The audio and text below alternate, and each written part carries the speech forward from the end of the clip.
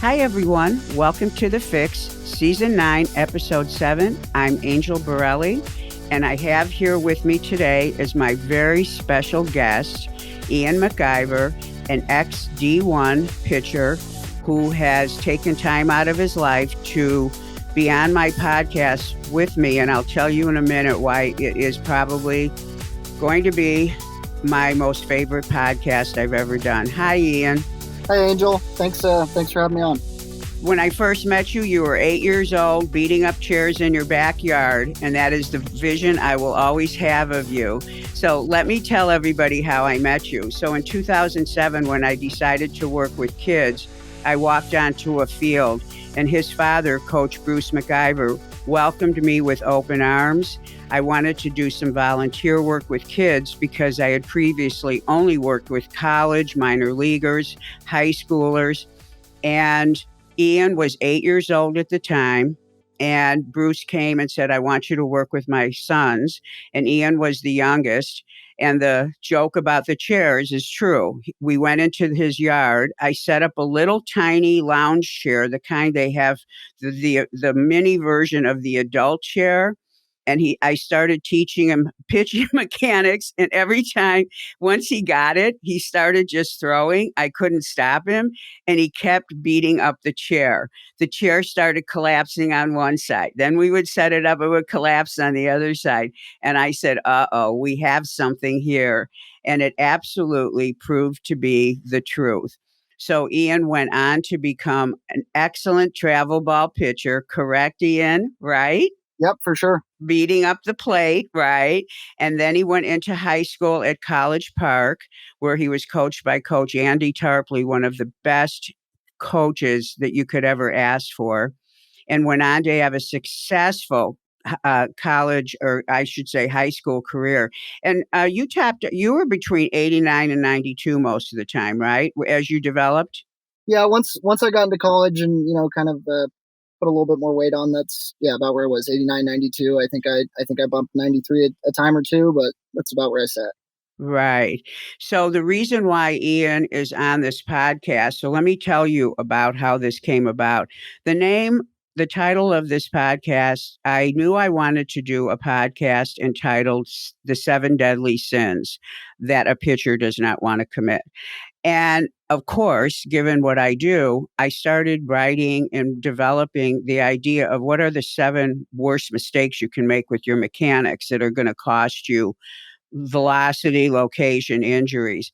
And then one day, Ian and I were talking because the story about Ian and what happened to him in college, which is why I introduced him as an ex-pitcher, is earth-shattering. It was heartbreaking for me.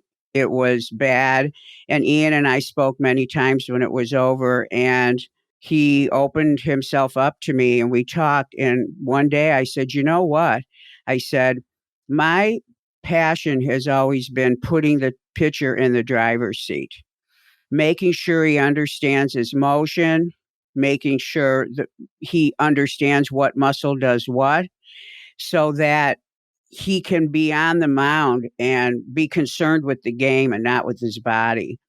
And I remember one of our conversations, Ian, after we talked, and I said to myself, nobody ever talks about what goes on in the head of a pitcher and the kinds of things he has to do to be in control and in the driver's seat with his choices, his decisions, which is a huge part. And you hear story after story about careers ending before they should have because of injuries. And you can't always help an injury, but sometimes you can make decisions that can create a better outcome. And I think that pitchers don't understand this enough. And while I can talk about it because I talk to injured pitchers all the time, I think what I thought, Ian, was that you could bring to the table the real moments that you actually now remember where if you had gone north and not south, west and not east, opened your mouth, that maybe something could be different. The other intent I had for you, Ian, is that maybe with talking about it, you're 24 years old now. You've been pitching since you were 8, maybe talking about it and giving back, giving to other pitchers and having them hear it from you. And so I'm going to take a minute here to just briefly run through the summary of your 4 years. So let me just briefly do that. Okay, so freshman year, this is how the scenario started. He went to a D-1 school, not in California, because of residency issues and tuition changes. Because of that, you have to stay in that state without traveling. So I'll just preface it with this. This is why he was not coming home, working, etc. 2 months after his freshman year, this is a kid who went from 8 years old to graduating from high school, never an injury, sometimes soreness. We got rid of it in a minute. Ian was started with me and he weighed 120 pounds if he was wet. And we had a goal that he'd be in 180s when he went to college, which we accomplished. Yep. So he was healthy. 2 months in, I get an SOS call from his father saying, I know Ian hasn't called you, blah, blah, blah. He's in trouble. Had a conversation with him. He was starting to have elbow pain. There were things that he was doing that were hurting him. He had a coach that was of the pitch through the pain, throw through the pain thing. So that's when it started. The next 4 years was a series of events that continued on from that freshman year of pain with the elbow to more serious injuries to eventually a surgery to eventually a decision in his 4th year where he still had more eligibility left that he would either have to have a second surgery or he would have to quit baseball. And he was pitching in pain. He made the decision to leave baseball because of the pain. And by the way, the surgery he had was on a ligament in his shoulder joint, the labrum actually. It was actually a ligament that partly holds the bone in place, and it's a serious surgery, and he was never really pain free from it. So he spent basically 4 years not doing much, being on the IL, having to go through pain. And correct me if I'm wrong here, Ian, when I asked you, because I remember not hearing much about your pitching, the innings. And I think when I asked you, you said 1 year, and I don't know which order this was, 2.5 innings, 3 and 2/3 innings another year. Yeah, freshman year and sophomore year, actually, it was 3 1/3 innings I threw. Both Okay, in the total. total. So I threw in the first 2 weekends my freshman and sophomore year, and didn't throw again after that. So came into the game first weekend my freshman year, second weekend my freshman year, then was hurt the rest of the year my freshman year. Same thing happened sophomore year. Pitched in the first weekend, pitched in the second weekend. Was hurt the rest of the year my sophomore year. And then did you have a total of 25 pitches in your last 2 years or none? Let's see. My junior year, I threw 7 innings, and then we lost that year from COVID. And then my final year, I threw right around 25 innings. Was able to throw pretty much the whole year, but was kind of on and off that injured list. Just trying to make it, just trying to survive the year, really, knowing it was probably going to be my last year. Yes. So, okay. So we have these 4 years, and what we're going to be talking about today are the decisions that Ian made throughout, some of which wanting to know why he made them, what his thinking was, things that he regrets, and the decisions. And it's definitely typical of pitchers to go through things like this. And we know more than one story of somebody who was pitching and had to leave, had to quit the sport, not walk away from it the way they wanted. But before I do that, I want to make sure that all the listeners really understand the kind of pitcher that Ian was and why this was so heartbreaking. This wasn't just an event of, oh, a pitcher gets injured, he doesn't pitch anymore. And Ian, this may be uncomfortable for you to hear, but we all know what a great pitcher you were. In fact, Ian had the kind of quality that when coaches see it, we know we can't even teach that. The type of fire that he had, the way he would go down the mound. In fact, I was talking to one of my minor league pitchers who was a year ahead of Ian, my pitcher Joe, And we happened to be on the phone this morning, and I said, "Hey, what'd you think of Ian as a pitcher?" And he said right away, he said that you were a warrior, that you were a fighter, that you would fill up the zone and let the defense do the rest. Those were his exact. Actually, he said you were a workhorse. That was his term. I love that. And I took pride in that, going out there and competing was always that was what it was about for me, was going out there and being able to compete. Yes, and being in the moment on that for sure. So I got the idea that I wanted to call your head coach and see what he would have to say about you. So I called Coach Andy Tarpley. I talked to him this morning. I told him what we were doing. And so here's what he said. He said, God, his first words were, wow, I could say so much. He said, I could go so way deeper than what Joe said. He said, I could fill up an hour. He said, pound for pound, you were probably the best pitcher he ever worked with. Wow. Pound for pound, his exact words. The next thing he said was that he considered you like a scientist. He said you were like an FBI agent. You Yes. would figure out exactly how to get someone out, what you had to do, and you would be planning it and thinking it through, and then you would execute it and you would win. Yeah. And when he said that, I went, wow. Yeah, I think that's great. And that's something he used to, kind of jokingly touch on with me when I was in high school is, oh, we got the mad scientist out there today. We're going to be all right. And I don't know. Those are really kind words from him. So I appreciate that. But it was always fun for me when things were going well, and kind of figuring out the approach to each hitter, and especially as the game goes on. You get into the second, third time through the order, and everyone knows you have to start switching things around. But that's where I really found the joy in it, was knowing how I had approached a hitter the first time, and then using that to my advantage the second time. And even just little things on the mound, messing with their timing. I know everyone sees Nestor Cortez nowadays, but maybe not quite to that extent. But just small things that can change the way the hitter's thinking about the next pitch. Whether it's wrestling in your glove, trying to make him think you're throwing a slider, and you're going to throw a fastball, and then coming back the next pitch and wrestling the glove again. Now he's thinking you're coming with the fastball again, and you throw the slider. So those were all little things that I really enjoyed when things were going well for me, and when I could kind of just get in that mode and, not only throw a good pitch, but outsmart the hitter at the same time, and maybe get away with a pitch that wasn't as good because I had outsmarted him. Wow. So you were on both sides of the plate. You were like thinking what you needed to do, and then at the same time being in the head of the hitter himself.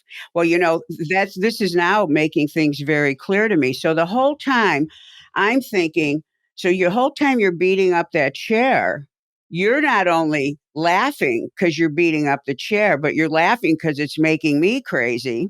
And now I understand. So your head coach called you Scrubs. That's one of your AKAs. Yep. Yeah, because you were the little guy that hung around with all the bigger guys. He hung around with three guys who are now, one's in the major leagues, two are in the minor leagues, and I'll get to that in a second. But he called him Scrubs. And of course, I have called him Candyman because when he was 8, he would not always do what I wanted him to. So I would have to bribe him with Sour Patch Yep. Sour Patch candies. watermelon. Yes, exactly. So I'd have to come out. I put a little bag of Sour Patch on the mound so that he would listen to me. And now I'm thinking, this whole time you knew exactly what you were doing. So Oh, yeah. this is shedding a whole new light on me. It's chestnut checkers out here, Angel.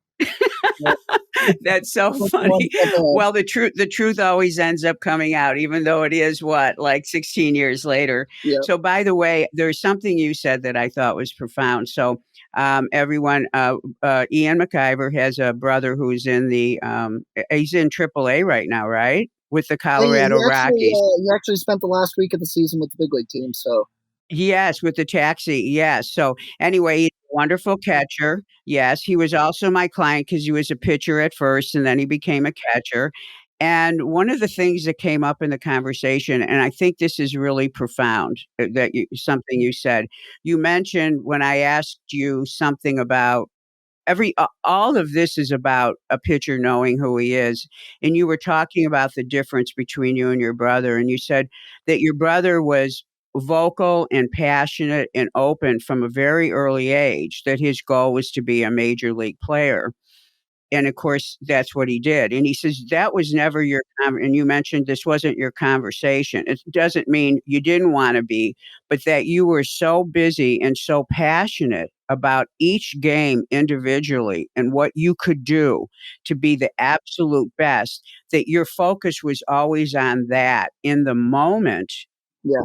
and not on where you were going to get from it, but just what you could do in the moment. And I thought that was profound, not in the sense that having a goal like I want to be a major league pitcher is bad, but the difference in the way a person operates with some are big picture oriented and some are in the moment oriented. And that you remember saying that? Yeah, and I think this is really important, and I know we're going to talk about a lot of important stuff today, but I think this is up there with the most important is understanding that everyone's love for the game is different, and I think that's something I maybe didn't understand until we started having these conversations when I was done playing. But like you touched on, right? There's guys out there who, from day one, their goal is to become a major league baseball player, and that's all they want, right? They wake up every day and they're gonna do everything they can to get to that goal. And then there's all different stages of that. But for me, I never had quite that same obsession with the end goal. And this is something you and I touched on the other day, but I think my passion for the game and my love for the game was different in the sense that I was obsessed with the competition of it. I was obsessed with going out there and dominating teams for 6, 7, 8 innings. Right. I didn't care so much or think so much about I want to be a major league baseball player. Right. I mean, obviously that's everyone's goal who's playing baseball at a competitive level. You want to get to the highest level, but I think it's important not to misconceive your goals for someone else's and think that maybe you don't have the same passion for the game as someone else, just because you have a different love for it. And so I think there were times where, especially as I was going through all these injuries, and there were times where I was questioning my love for the game as a whole because I didn't have that light at the end of the tunnel goal of being a major league baseball player, right? Like I said, obviously I wanted to do that, but my love and obsession for the game was within competing and being able to go out there and help the team win and go win games single handedly. That's what I love, being the man in the arena, right? You're on the mound, all the eyes are on you, you're out there dominating. It's a really good feeling, and that's where my love for the game was. And so I think it's important for everyone to understand their own love for the game and not have a misconception that maybe you don't want it as bad as another guy, because it's all kind of about how you enjoy the game. Wow, well said. Well, one of the things that I want to be a take home message from today's program is, and I try to instill this in pitchers when it comes to their motion, like know that if you're missing high, you're back to your old habits with your stride, or if you're doing this, no, but to know thyself. And what this show is about is not only on that level and not only on, okay, when I miss high, then I'm doing this with my glove arm. It's more like know how I'm built inside, know what's important to me, and stand up for that. So with that being said, then this, even for me now knowing, the things we're going to now talk about, it almost, when we talk about the 7 deadly sins that you want to talk about and encourage other people to think about, so that in those moments they maybe might handle it differently than you did, or maybe the same because of some strength you had. But to always know that, to find out who they are and to know thyself on inside and outside. So, Right. And I think what's unfortunate for me is I didn't really come to that realization until after I was done. yes, Um, and I think I would have had a lot different mindset going through things if I understood that, that everyone's different. And I know it's cliche, but especially in sports and baseball, everyone's mindset is different. Everyone's love for the game is different. And if you can understand that early, you're going to have a lot more success. Exactly, and not putting judgments on it like this is more or this is less, that it's different. But the main thing is that in the moment you can only be in one place, and that one place is on the mound. Yep. So anyway, very insightful, and I'm excited for every listener and to everyone who is listening, particularly if you have pitchers in your life, whether you're a father or a coach. And for the coaches out there, I really want you to hear some of the things that Ian has to say about some of the things that happened that where maybe a coach didn't hear him or didn't listen to him, to just identify how it's so important as a coach for all of us to make sure we're really hearing our guys, because sometimes we go into it because we're blinded by that he doesn't seem like he's listening, or we're upset and we don't really hear, but that pitchers who aren't always the best communicators, there's a lot going on inside of them. And I think when we're in moments where we see pitchers that are in trouble, particularly injured pitchers, and I got into the business of working with pitchers in 1995 because I not only fell in love with the pitching motion, but I fell in love with what the kind of guys pitchers are. I think it's an amazing thing that pitchers want to have the ball in their hands to control the game. Not every kid wakes up wanting to do that. So we've got a special kid right off the bat. And then the way they have to control their emotions and the way they have to accept failures. When you look at the faces of the major leaguers, when they come off the field, playoff game, they just gave up a grand slam. You see them in the dugout leaning over the fence with this look on their face and it's like, for me, my heart goes out because I don't care who the pitcher is, if he's for my team or the other team. I can feel what he's feeling. And I think that that's what this show is about, to give more depth and humanity to the pitcher. So for coaches out there, for fathers out there with injured pitchers, for pitchers who are injured, who hopefully are healthy, who might get injured, I think there's something to learn from this. So now that we've got that out of the way, let's get down to, so I told Ian, I want to have a show with you, the seven deadly sins. And so Ian and I continued to have a conversation, and he confessed 100% to seven deadly sins. So let's get to it right now. Okay, so the first question I asked you, Ian, is I said, Ian, what did you most ignore during this 4-year journey? And if you remember, it had to do with the P word, pain. Yes. Yeah. And so this was, obviously something new for me once I got to college, because as Angel touched on earlier, I never had a problem with injuries from 8 years old to 18 when I left for college. And then there I am 2 months into my freshman year at college, and my elbow's hurting. And, I don't know what to do. I obviously don't want to come across as that guy, the freshman who comes in and he's hurt within the first couple months of fall ball. Nobody wants to be that guy. And so I did what I could to ignore the pain, right? And, I got with our athletic trainers. I thought I was doing what I should be doing to manage it and to try and, get it under control.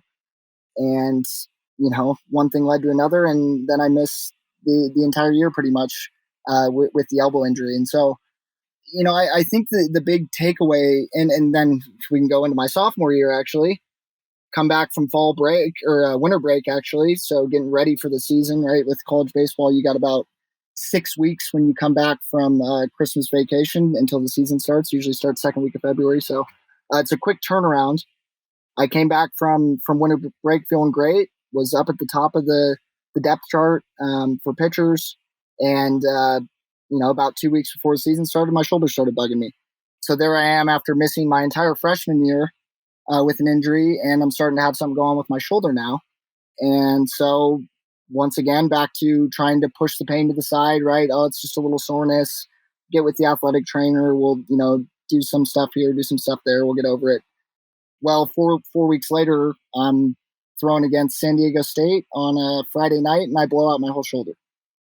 And so I think really the big takeaway is don't be afraid to bring up an injury to your coaches or your training staff. I think that's the least mature thing you can do there is try and battle through the pain.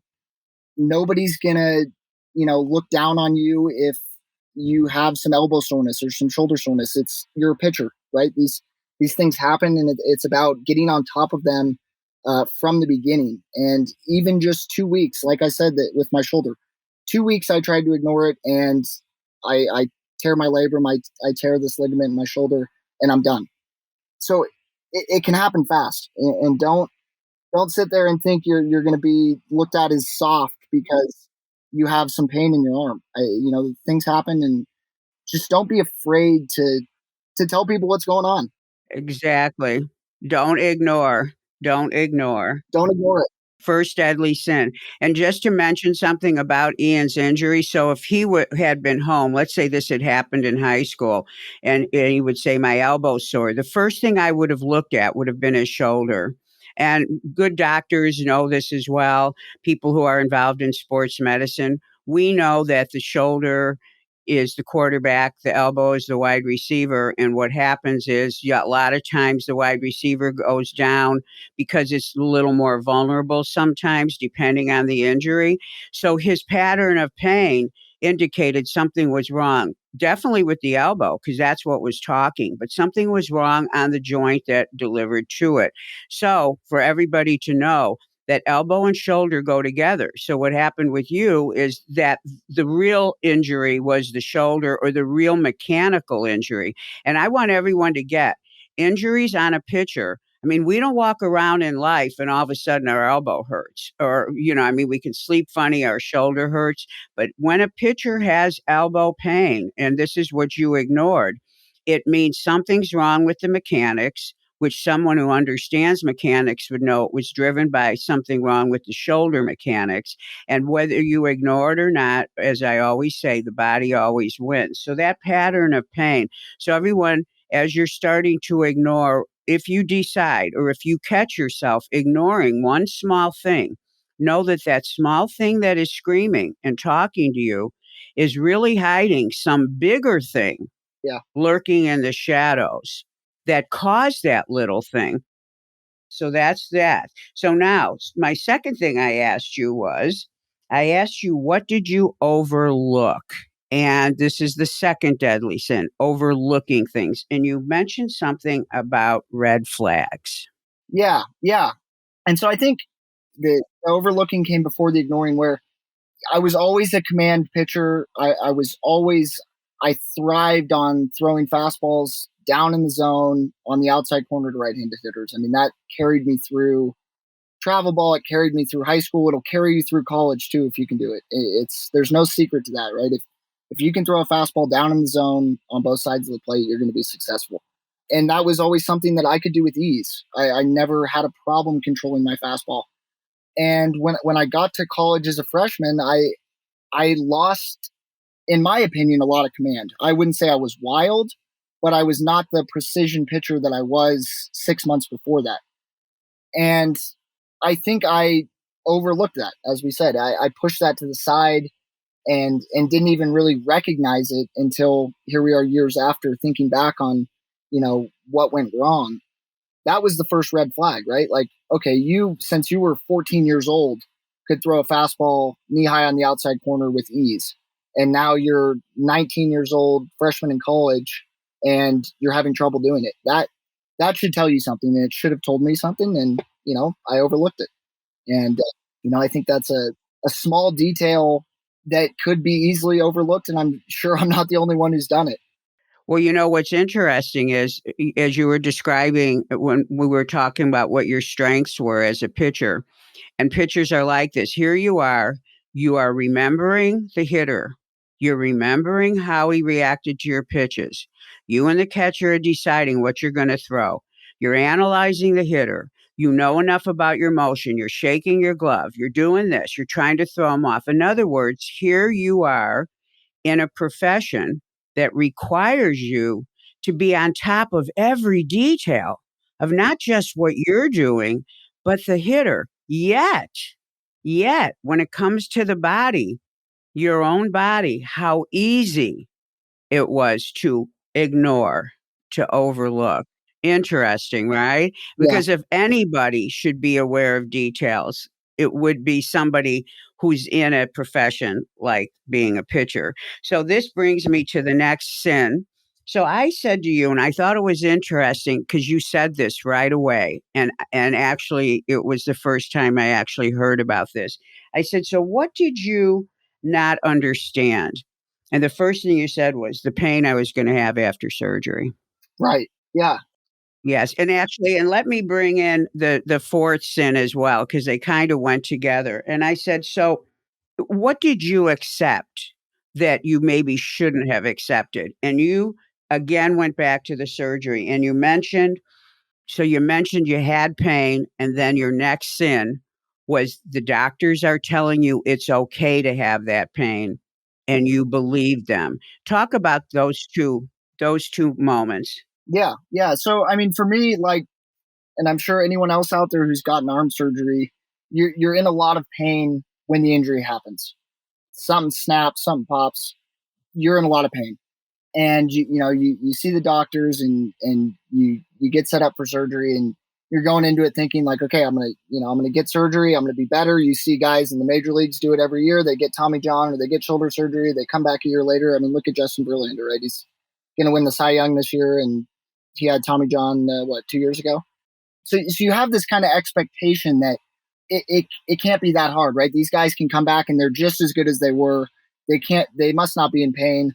I'm going to have surgery. I'm going to feel great when we're done with it. Well, I got surgery, started throwing, I think it was 6 or 8 months after surgery, and I was in almost as much pain as I was before I got surgery. And, I go see the doctor. Yeah, this is normal, right? You had shoulder surgery. It's going to hurt for a while, but, it'll keep getting better.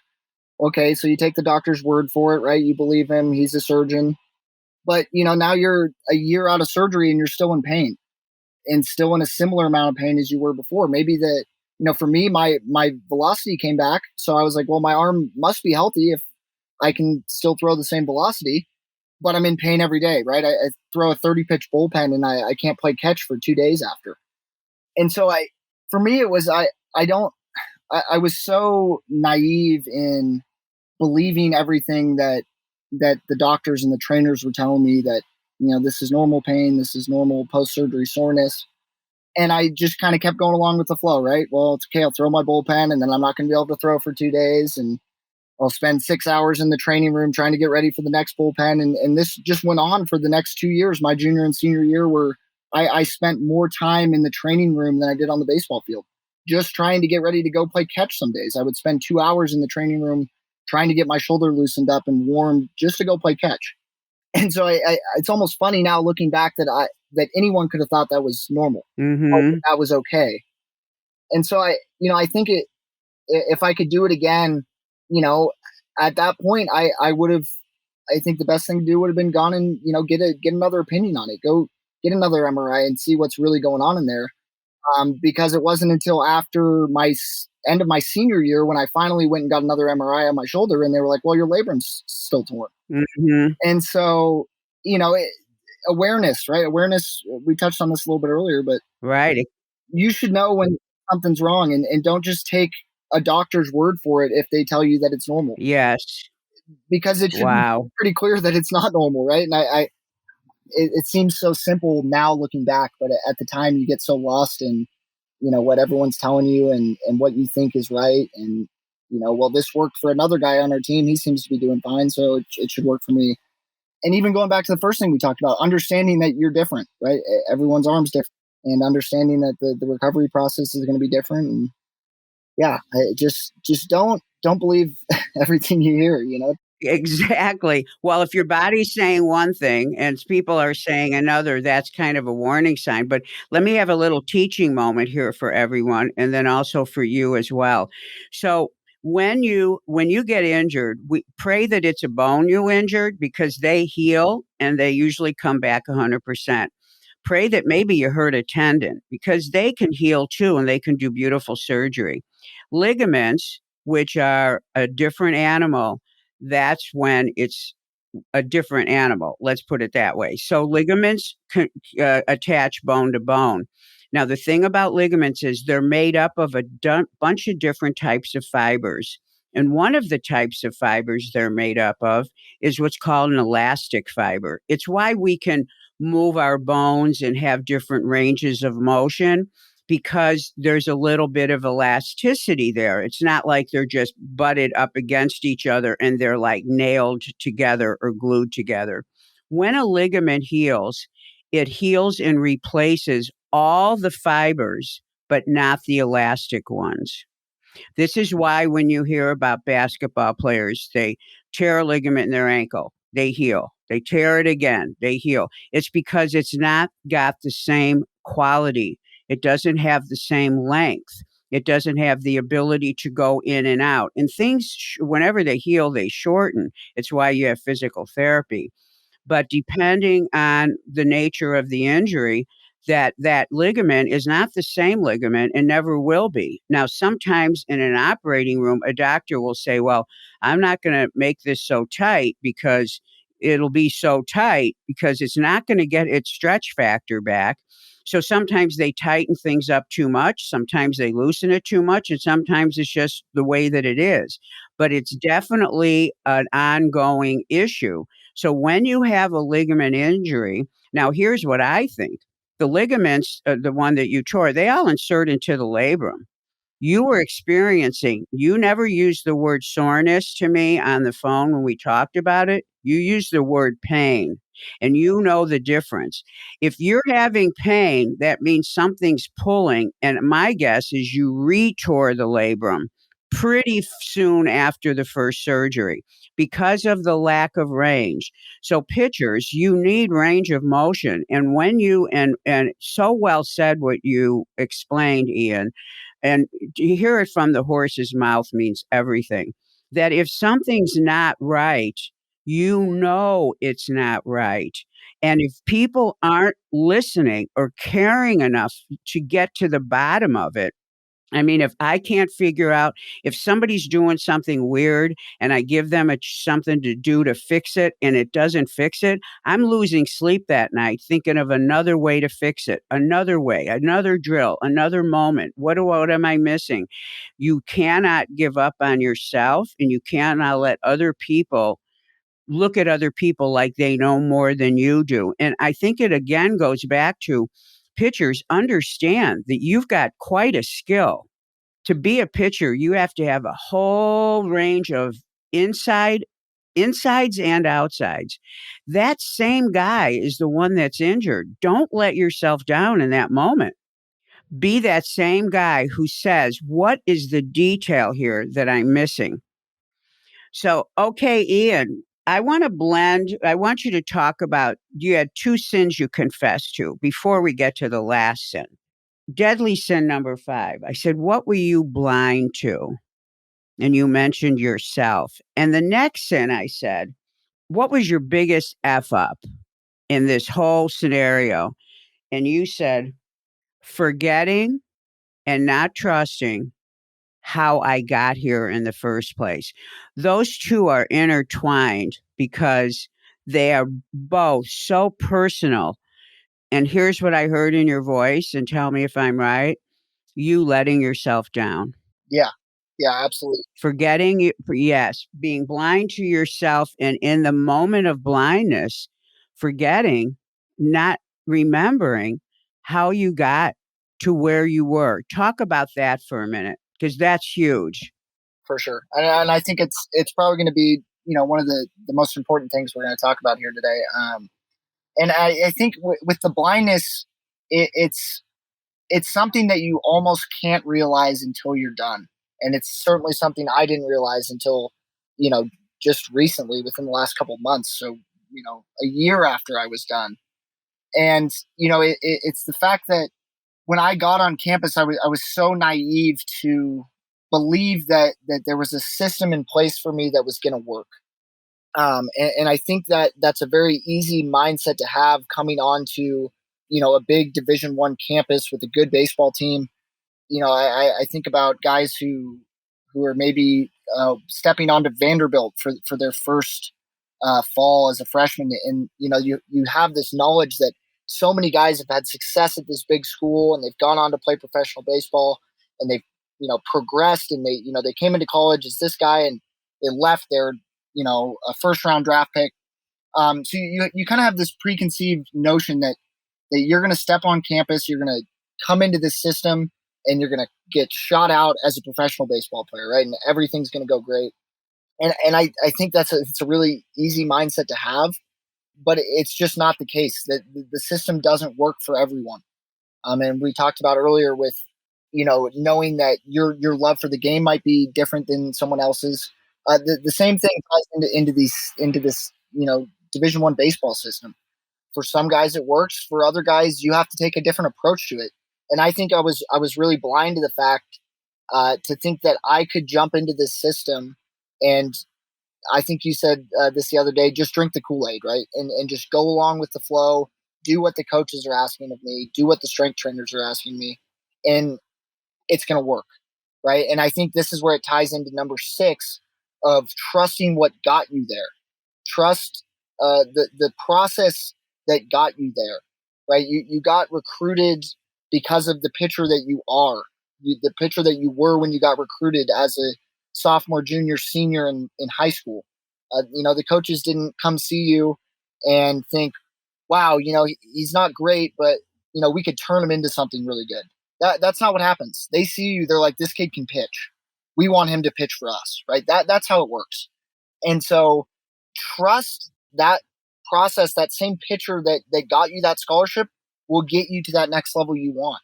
You don't have to come in and all of a sudden change your whole routine and change your catch play routine, your strength training routine, all these other aspects that make you a pitcher.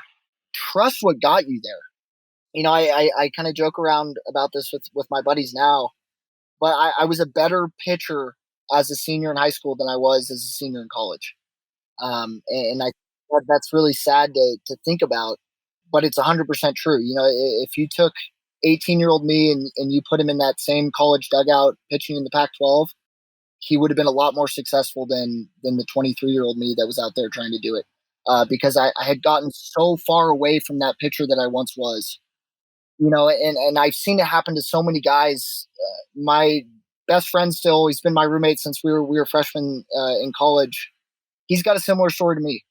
He was drafted out of high school. I think he got offered something like $500,000 to go and pitch in minor league baseball. Turned it down. Decided to come to college. He was done before I was. Oh, wow. Yeah, and so there's so many stories out there like that where you have a guy who was this unbelievable pitcher leaving high school, and things just unraveled over the next few years to where neither one of us were on a single scout's radar by the time we were done with college. When leaving high school, we both had a legitimate shot to go and play professional baseball. So yeah, trust that same guy who got you there in the first place. Yes, well, major league pitchers will say it's one thing to get to the bigs, it's another thing to stay there. Yeah. Yeah. Wow, this has been so enlightening. So listen, the last deadly sin, which I think is the biggest one, because each one of these things, they all blend together, but they are all moments of not understanding something, not believing something, ignoring. Ignoring sometimes is different than denial, etc. So my last question to you is, what were you most in denial about through this whole thing? If you could encapsulate it into one thing. Yeah, it's a good tough question. I think and I think I've kind of touched on this a little bit, but I think I was in denial of the fact that the pitcher I was good enough. I think I had this mindset that, and I remember this as I was coming onto campus as a freshman, and it's really sad to think that this was what was going through my head. But I distinctly remember getting on campus and thinking, okay, what I used to do isn't going to work now because this is big boy baseball. This is Pac-12. This is legitimate baseball. That knee-high fastball at 88 is not going to get it done anymore. You have to be better than that. And I think that more than anything else, and I know I touched on it in the last deadly sin, but I was in denial of the fact that I was good enough. I had this thought that I can't possibly be good enough, right? Because I don't throw 95, this and that. But like I said, that guy who got recruited was good enough, right? That's the guy they wanted. And the second I stepped on campus, I remember thinking, okay, now I have to do something different. I have to get better. And you're going to get better naturally, right? You don't have to try and get better. If you put your head down and work, you throw your bullpens, you keep training, you're going to keep getting better. It's what everyone does, right? You keep working, you keep getting better. As soon as you think that what you're doing isn't good enough and the stuff you have isn't good enough, that's when the wheels fall off. And I think that was the biggest thing for me was I wasn't confident enough in my ability when I stepped on campus. Even though I had the accolades, I knew that other people thought I was good. I know how many times, Angel, you told me that I might be the best pitcher you've worked with. But still in my head, I thought it's not good enough. I need to throw harder. I need to have a better off speed pitch, whatever it is. And so I think really I denied my abilities, and sold myself short, from the day I stepped on campus, thinking that there was something more I had to do than just be that guy that I already was. Wow, Ian. Yeah, Wow. and I think it's an easy mindset to have. I think for a lot of guys. Yes. And let me tell you, and as an adult, and you're still, you're only 24 years old, I can tell you that this is something true about life. If you in any way don't believe in yourself, you can't go out in the world and project something that's completely different and have it not be seen through. So that sometimes we create this domino effect where I'm not sure I believe in myself anymore. So I'm lucky to be here. So I better not say too many things. So, yes, I trust you. Yes, amen, amen. I will listen to you. I will, be at your altar. And it goes from that. So, of all the things that you said, and they all are tied up into this thing. We don't ignore if you're not afraid, then you won't ignore something. If you trust yourself, then you'll see everything. If you trust yourself, you won't believe somebody over what you think you know. You'll have the guts to check it out. Wow, Ian. First of all, how little I knew of how deep you are because our relationship was on the mound and you were throwing a ball. But I knew that you had talent. That's why this story, and I'm saying this to everyone, this is the most heartbreaking story because if you'd seen Ian pitch, you would know why it was probably one of the most, it's probably, actually, I would say, other than the very first pitcher I ever worked with as a strength coach, who got cut a year after being drafted by the Pirates, who was cut loose because of an injury that he sustained while he pitched for them in the minor leagues. I became passionate about helping pitchers, and it's why I continued on to want to help them even more, to work with their mechanics, not just their body. That tore me apart and it catapulted me to the next level. This story here, next to that, is as moving to me. And the whole time you're talking, I, as a coach, and this is what a good coach does. What could I have done to help here? Was there something I could have taught him while he was under my care? I didn't realize this. I kind of knew it, but because I worked with so many minor leaguers before kids, and I saw them cut left and right. I would be talking to him one day, call up, and his roommate would answer and say, he got cut this morning. I mean, and I saw how baseball is here today, gone tomorrow. And I'm like, wow, to hear your story. So for everyone out there, first, Ian, I can't thank you enough for sharing your heart and your soul. And to everyone out there that that's a pitcher who could benefit from this, please share this podcast with them. I can't thank you enough, Ian. Yeah, no, I think this has been great, and as much as I hope this can help someone out there, it's really helped me to kind of understand and reflect on what happened to me, and it's I've kind of developed an understanding for it over these last couple months as you and I have been speaking about this. Kind of like we said, where things went wrong and where things fell apart. Because it's impossible to see while you're in it. I feel no matter how much someone is talking to you about it, and all the things you warned me about, Angel, you're the person there. The pitcher is the only one who can make the decisions for themselves, and so you have to try and be aware from day one, because otherwise it's going to be 2 years later, and you're going to be looking back, and then you're going to understand it and go, oh, that's what Angel meant by trust yourself, right? So I think more than anything else, be aware of what's happening with you as a baseball player. Wow. Yes, and you know what? I could say these things all day long, but coming from you, an ex-pitcher, it is everything. And here's the good news that I will give you, and I'm so happy that this is gonna partially bring some maybe closure and clarity to you. But as you go on in life, sports are a microcosm of a huge world. And the reason why, see, to me, pitching isn't just pitching. Lifting weights isn't just lifting weights. It's an avenue into helping someone to their greatness and to experience themselves, which is really what it's all about for me.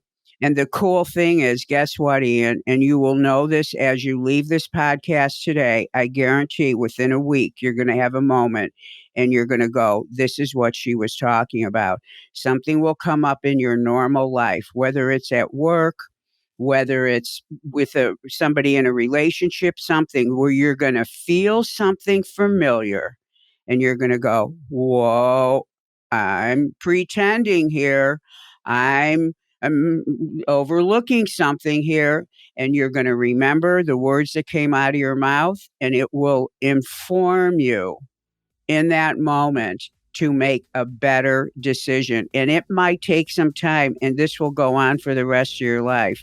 But that is how your experience is going to end up being something that will absolutely benefit you in the rest of your life. So I thank you again for sharing everything.